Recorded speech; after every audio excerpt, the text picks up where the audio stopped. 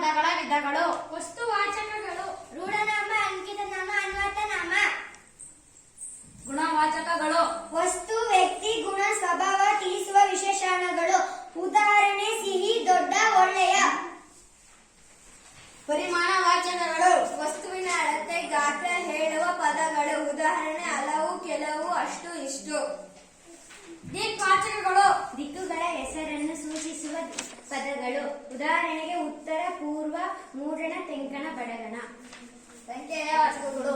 ಸಂಖ್ಯೆಯನ್ನು ಹೇಳುವ ಪದಗಳು. ಉದಾಹರಣೆ 1, 2, 10, 50, 100.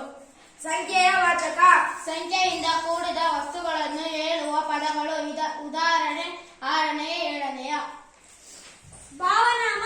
ವಸ್ತುಗಳ ಭಾವವನ್ನು ತಿಳಿಸುವ ಪದಗಳು. ಉದಾಹರಣೆ ಬಿಳುಪು, ಆಟ. ಪ್ರಕಾರವಾಚಕ.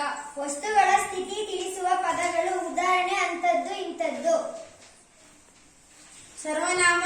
ನಾಮಪದಗಳ ಬದಲಾಗಿ ಬಳಸುವ ಪದಗಳು. ಉದಾಹರಣೆ ಅವಳು, ಇವನು, ಅದು, ಇದು, ನಾವು, ನೀವು. ಧನ್ಯವಾದಗಳು. ಧನ್ಯವಾದಗಳು.